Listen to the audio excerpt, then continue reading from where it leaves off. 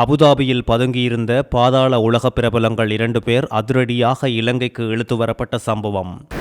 மிகவும் ஆபத்தான கட்டத்தில் இலங்கை இப்பொழுது நிபுணர்கள் விடுத்துள்ள எச்சரிக்கை.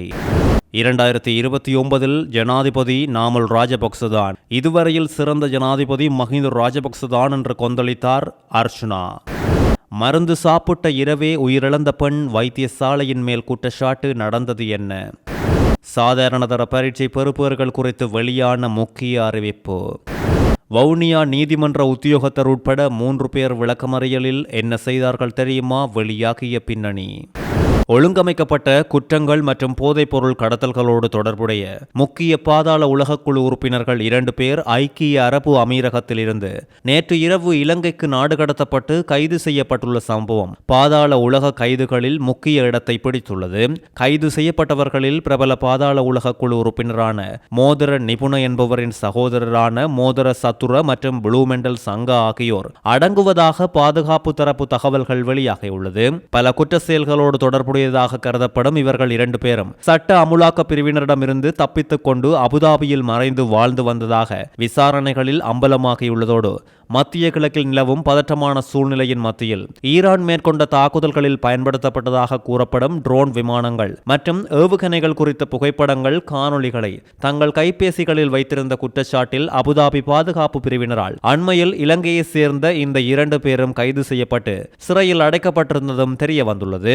அதையடுத்து நடத்தப்பட்ட நடவடிக்கைகளின் அடிப்படையில் இருவரும் இலங்கைக்கு நாடு கடத்தப்பட்டுள்ளதோடு கட்டுநாயக்க சர்வதேச விமான நிலையத்தை வந்தடைந்த உடனேயே விமான நிலைய குற்றப்புலனாய்வு திணைக்கள அதிகாரிகள் சந்தேக நபர்களை கைது செய்து விசாரணைகளை வேகப்படுத்தியுள்ளனர்.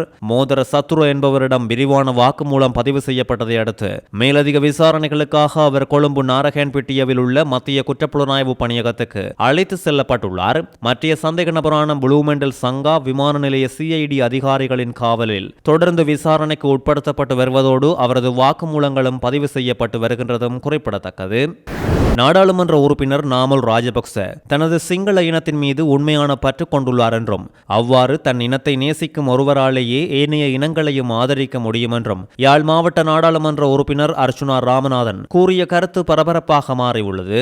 வெறும் 2029 ஆண்டு நடைபெறவுள்ள ஜனாதிபதி தேர்தலில் நாமல் ராஜபக்சவே நாட்டின் ஜனாதிபதியாக தெரிவு செய்யப்படுவார் என்று கூறிய அர்ச்சுனா அவருடன் பேச்சுக்களை நடத்தி தமிழ் மக்களின் அடிப்படை பிரச்சினைகளுக்கு நாம் நிரந்தர தீர்வை காண்போம் என்றும் சுட்டிக்காட்டியுள்ளார். முன்னாள் ஜனாதிபதி மஹிந்த ராஜபக்சவை கௌரவிக்கும் வகையில் நாடாளுமன்ற உறுப்பினர் ரோகித அபேகுணவர்த்தனவினால் களுத்துறையில் ஏற்பாடு செய்யப்பட்டிருந்த விசேட நிகழ்வில் கலந்து உரையாற்றும் போதே நாடாளுமன்ற உறுப்பினர் அர்ச்சுனா இவ்வாறு தெரிவித்துள்ளார். நான் அரசியலுக்கு விரும்பி வரவில்லை. பொதுமக்களினாலேயே பலவந்தமாக அரசியலுக்குள் தள்ளப்பட்டேன். கடந்த 1.5 வருட காலமாக பல சவால்களுக்கு மத்தியில் தான் என்னுடைய அரசியல் வேலைகளை முன்னெடுத்து வருகின்றேன். எனது தந்தை ஒரு குற்றவாளி என்று தெற்கில் ஒரு தரப்பினர் தவறான பிரச்சாரங்களை மேற்கொள்கின்றார்கள். ஆனால் எனது தந்தை இலங்கை போலீஸ் துறையின் 3வது உயர் பதவி நிலையில் கடமையாற்றியவர் என்பதை நினைவூட்ட விரும்புகின்றேன் என்றும் கூறியுள்ளார். முன்னாள் ஜனாதிபதி மஹிந்த ராஜபக்ச இந்த நாட்டுக்கு அளப்பரிய சேவை ஆற்றியுள்ளார் என்றும் சிங்கள மக்கள் தற்போதும் தங்களின் ஒரே தலைவராக மஹிந்த ராஜபக்சவையே பார்க்கின்றார்கள். இந்த நாட்டின் உண்மையான ஜனாதிபதியாக நான் அவரையே பார்க்கின்றேன் என்றும் கூறியுள்ளார். பல்வேறு போலி வாக்குறுதிகளை அள்ளி வீசியே தற்போதைய அனுர அரசு ஆட்சிக்கு வந்தது.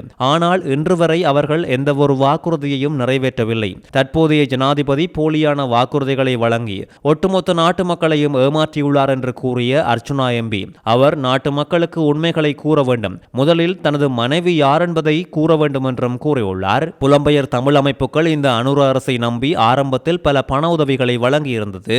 ஆனால் தமிழ் மக்களுக்கு வழங்கப்பட்ட வாக்குறுதிகள் எதுவும் நிறைவேற்றப்படவே இல்லை. ஆகவே புலம்பெயர் தமிழ் அமைப்புகள் இனிமேலும் இந்த அரசை நம்பி ஏமாறப் போவதில்லை. அவர்கள் இந்த ஆட்சிக்கு எவ்வித நிதியுதவிகளையும் வழங்கக்கூடாது என்று கேட்டுக்கொள்வதாகவும் அர்ச்சுனா தெரிவித்துள்ளார். சொந்த இனத்தின் மீது பற்றில்லாத ஜனாதிபதி உள்ளிட்ட தற்போதைய அரசாங்கத்தின் உறுப்பினர்களால் எவ்வாறு பிறிதொரு இனத்துக்கு ஆதரவாக செயல்பட முடியும்? ஆனால் நாமல் ராஜபக்சவுக்கு தன் இனம் மீதான பற்று தெளிவாக உள்ளது. ஆகவே அவரே 2029 நாட்டின் ஜனாதிபதியாக வருவார் என்றும் அவரோடு இணைந்து தமிழ் மக்களுக்கான நீதியை பெற்றுக்கொள்வோம் என்றும் அர்ச்சுனா கூறியுள்ளதும் குறிப்பிட வேண்டியது. இலங்கை நாடு மீண்டும் ஒரு பொருளாதார நெருக்கடியை நோக்கி நகர்ந்து கொண்டிருப்பதாக நிதி மற்றும் பொருளாதார நிபுணர்கள் எச்சரிக்கை விடுத்துள்ளனர். இதற்குரிய பல அறிகுறிகள் தற்போதைய பொருளாதார நடவடிக்கைகளில் தென்பட தொடங்கியுள்ளதாக சுட்டிக்காட்டிய நிபுணர்கள், அதற்கான உரிய நடவடிக்கைகள் உரிய நேரத்தில் எடுக்கப்படாவிட்டால் அடுத்த ஆண்டில் இலங்கை பொருளாதாரம் கடுமையான நெருக்கடிக்கு உள்ளாகும் என்றும் கூறப்பட்டுள்ளது. நாடு இப்பொழுதே கடுமையான வெளிநாட்டு நாணய நெருக்கடியை சந்தித்துள்ளதோடு கடந்த சில நாட்களாக அமெரிக்க டாலருக்கு நிகரான இலங்கை ரூபாவின் மதிப்பு தொடர்ந்து வீழ்ச்சியடைந்து வந்ததோடு நிலைமையை கட்டுப்படுத்துவதற்காக அரசாங்கமும் மத்திய வங்கியும் நாணய கட்டுப்பாட்டு நடவடிக்கைகளை மேற்கொள்ள வேண்டியிருந்தது. உள்நாட்டு வெளிநாட்டு நாணய சந்தையில் டாலர்களை விற்பனை செய்து ரூபாவின் வீழ்ச்சியை கட்டுப்படுத்த இலங்கை மத்திய வங்கி முயன்றது.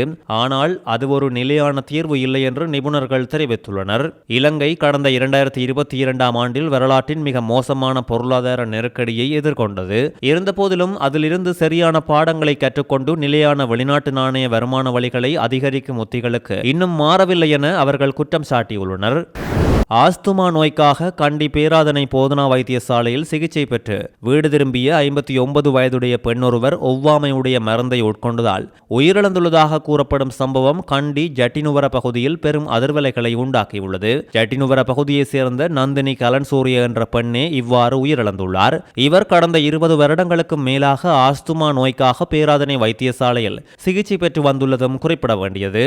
இவருக்கு அமோக்சிலின் என்ற மருந்து ஒவ்வாமை உடையது என கடந்த 2005ஆம் ஆண்டிலேயே மருத்துவர்களால் பரிந்துரைக்கப்பட்டிருந்தது. கடந்த 5ஆம் திகதி நோய் தீவிரமடைந்து வைத்தியசாலையில் அனுமதிக்கப்பட்ட இவர் 10ஆம் திகதி குணமடைந்து வீடு திரும்பியுள்ளார். அவருக்கு ஒவ்வாமை என தெரிந்திருந்தும் அதே அமோக்சிலின் மருந்தையே வைத்தியசாலை ஊழியர்கள் வீட்டுக்கு வழங்கியதாக உறவினர்கள் குற்றம் சாட்டியுள்ளனர். அன்று இரவே அந்த மருந்தை உட்கொண்ட பெண் கடுமையான நிலைக்கு உள்ளாகியுள்ளதோடு அவரை உடனடியாக வைத்தியசாலைக்கு கொண்டு செல்லும் வழியிலேயே உயிரிழந்துள்ளார். இதுவரை இது தொடர்பாக எவ்வித அதிகாரப்பூர்வ முறைப்பாடும் கிடைக்கவில்லை என்றும் முறைப்பாடு கிடைத்தவுடன் விசாரணைகள் ஆரம்பிக்கப்படும் என்றும் பேராதனை போதனா வைத்தியசாலையின் பணிப்பாளர் வைத்தியர் அர்ஜுன திலகரத்ன குறிப்பிட்டுள்ளார்.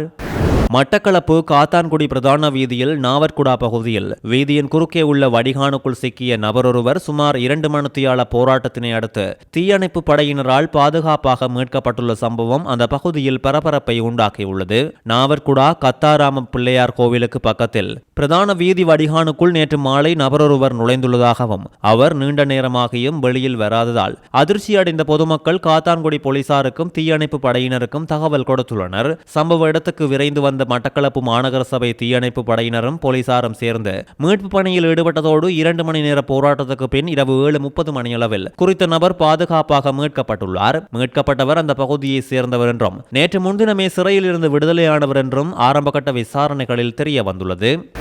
2025ஆம் ஆண்டுக்கான கல்வி பொதுத்தராதர சாதாரணதர பரீட்சை முடிவுகள் வெறும் வாரத்தில் வெளியிடப்படும் என கல்வி பிரதி அமைச்சர் மதுர செனவிரத்ன தெரிவித்துள்ளார். தற்போது பரீட்சார்த்திகளின் தகவல்களை புதுப்பிக்கும் பணிகள் இறுதிக்கட்டத்தை எட்டியுள்ளதாகவும் அவர் வெளிப்படுத்தியுள்ளார். 2025ஆம் ஆண்டுக்கான இந்த சாதாரணதர பரீட்சையானது கடந்த 2026 பிப்ரவரி 17ஆம் தேதி முதல் 26ஆம் தேதி வரை நடத்தப்பட்டதோடு மொத்தம் 4,51,463 பரீட்சார்த்திகள் தோற்றியிருந்த நிலையில் இதற்கிடையில் 2026ஆம் ஆண்டுக்கான கல்வி பொதுத்தராதர சாதாரணதர மற்றும் உயர்தர பரீட்சைகளுக்கான பாடத்திட்டங்களை நிறைவு செய்வது குறித்து கல்வி அமைச்சு விசேட அறிவிப்பு ஒன்றை வெளியிட்டுள்ளது. வவுனியா நீதிமன்றில் கடமை புரியும் சிரேஷ்ட உத்தியோகத்தர் உட்பட 3 பேர் பொது சொத்துக்களை முறைகேடாக கையாண்ட குற்றச்சாட்டில் விளக்கமறியலில் வைக்கப்பட்டுள்ளனர். அதோடு குற்ற சம்பவம் குறித்து சந்தேக நபர் ஒருவரின் வழக்கின் கோவைகளை நீதிமன்றிலிருந்து சட்டவிரோதமான முறையில் கைமாற்றியமை, அதற்கு உதவி புரிந்தமை போன்ற குற்றச்சாட்டுகள் இவர்கள் மீது சுமத்தப்பட்டுள்ளது. இதுகுறித்து வவுனியா விசேட குற்றத்தடுப்பு போலீசாரால் நேற்று முன்தினம் நீதிமன்ற உத்தியோகத்தர் விசாரணைக்கு அழைக்கப்பட்டு கைது செய்யப்பட்டிருந்த நிலையில் கைது செய்யப்பட்டவரிடம் விசாரணைகளை முன்னெடுக்க போலீசார் அவரை நேற்றைய தினம் நீதிமன்ற முற்படுத்தியிருந்ததோடு இதன்போது அவரை 14 நாட்கள் விளக்கமறியலில் வைக்குமாறு உத்தரவிடப்பட்டுள்ளது.